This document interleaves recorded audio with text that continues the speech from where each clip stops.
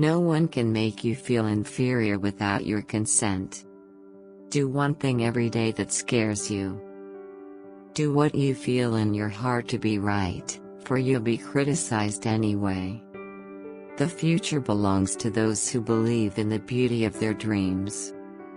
Never allow a person to tell you no who doesn't have the power to say yes. It takes as much energy to wish as it does to plan.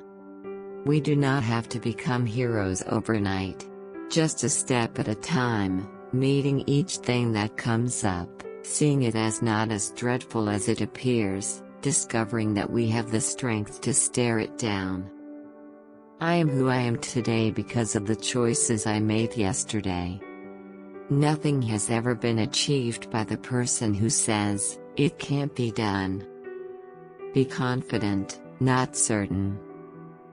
You not only have a right to be an individual, you have a responsibility. With the new day comes new strength. It is better to light a candle than curse the darkness. The purpose of life is to live it, to taste experience to the utmost, to reach out eagerly and without fear for newer and richer experience. You can often change your circumstances by changing your attitude. You have to accept whatever comes, and the only important thing is that you meet it with the best you have to give.